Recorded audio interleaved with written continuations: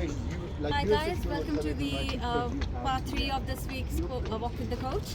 Now we are standing right under the Big Ben, as you can see. What's the time that Big Ben is showing right now? And that's how much fun we're having tonight. Yeah, it's another iconic structure here. So yeah, let's move forward. So in this part we discuss about the midweek question from the coach, and as you all know, there were like 2 pictures sent by the coach this week.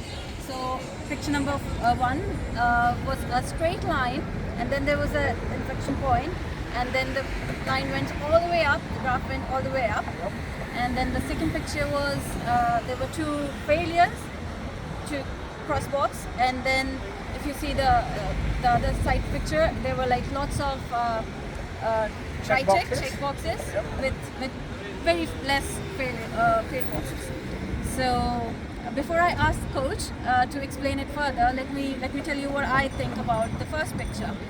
So I feel if you start any new journey, it might be a running program or anything in the life, you don't see the success straight away. You don't just go to the high point straight away.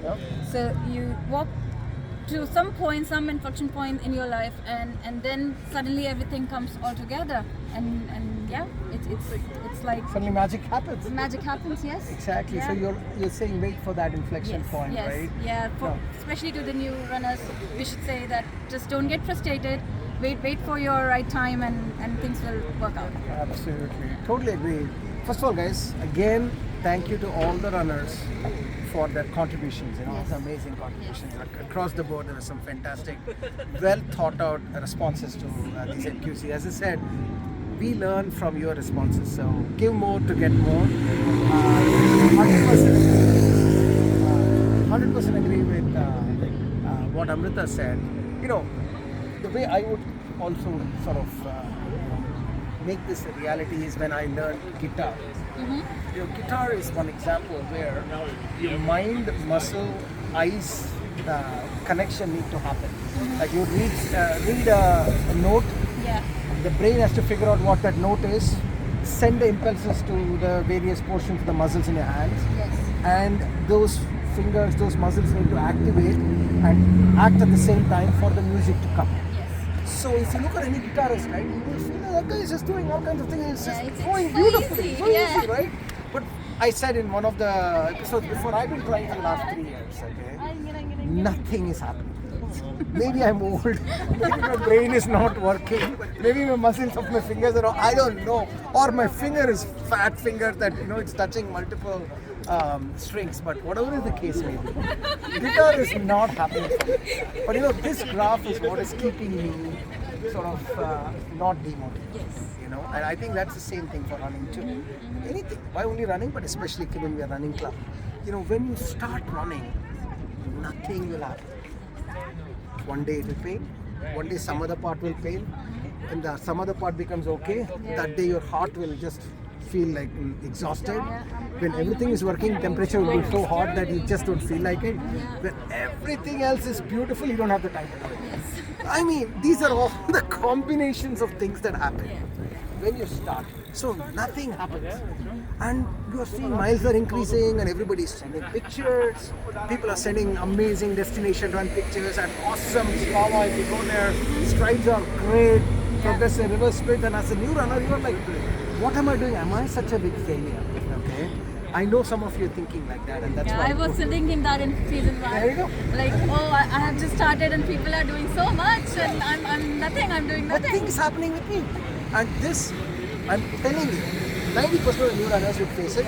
I would say 50% of the return runners also face it, because running is that kind of thing. But think about my guitar journey, right? There is light at the end of the tunnel. The reason why it takes time is that your mind, body, muscle connection with the soul needs to take place.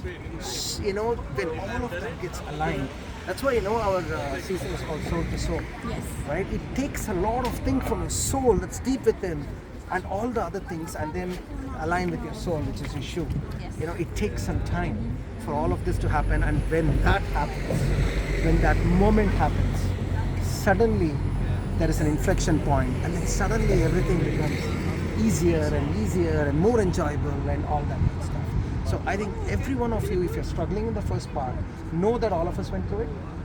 All of us are going through it, but you should also know that that inflection point is coming your way.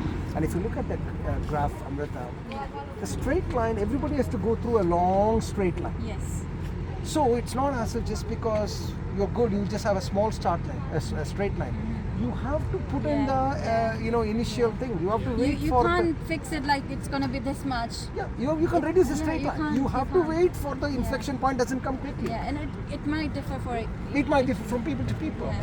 but inflection point will come. Yes. That much is guaranteed. Yes. That is my message. So what was your thought on the second message? Right. So the second picture, in which there were two fail boxes, and then majority of the. And it said, two fails doesn't make you a failure. Yes. So what I think is, if you see your journey as or any training part as like isolated part of it, and if you can't do certain thing for a couple of times, but if you see the broader picture or the bigger picture, and you have completed whatever target was given to you, it might be the exercises, it might be the miles your coaches have asked you to complete. So if you see the broader picture and you have done it, or if you for the runners who are already experienced, like from the previous season, they have completed that particular season, and they have done their things. It's not a cup of tea for them as well. They were They also had failed failures. in multiple days in between. Yeah, definitely. Totally agree. Yeah, so if you see the broader picture, there are more positives, there are more, right Successes takes, than more fails. successes, yeah. Oh, absolutely. So yeah, you should look forward to that, I feel, Absolutely. and just not get disappointed on one or two failures. Totally. And And you're not a failure. Just trying not, itself is yeah. a success, Yes, right? yes. Yeah, absolutely right. So let's put it in real terms. You had a 4-mile run today, okay? And you went out and your body just refused to listen to you. I'm sure a lot of us have experienced that. Yeah. And you could only do 2 miles. Yeah. As per final surge, it's a fail. Because we asked you to do 4 miles, Yes. but you could do only 2 miles. Yeah. Are you telling me that 2 miles is worse than doing nothing? You know what I mean? Yeah. It is actually a success. Every fail is actually a fail compared to our lofty goals. But it is still, you are gaining slowly towards the target. That's the first thing I wanted to say. The second thing I want to say, guys, is that success can only happen after a failure. Because you need to learn from the failure so that you can be successful. So if you never had any failure, guaranteed the day when you're supposed to succeed, you will fail that day, which is probably the next day, right?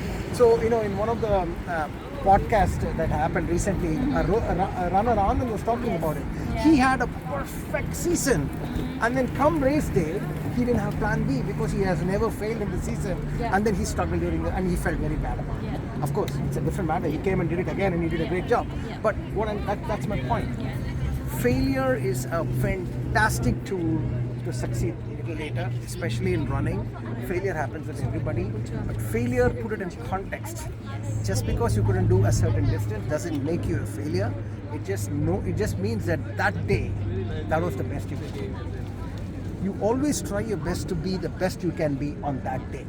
And every day, today's best is here, tomorrow's best could be there, day after tomorrow's best could be here. But still, that was the best you could do that day. That's all you're trying to strive for. When you do all of that, a series of such events come together, you will come to the start line. Never forget about the finish line. Come to the start line with a smile, knowing fully well that you've done a great job coming to the start. So that's my message.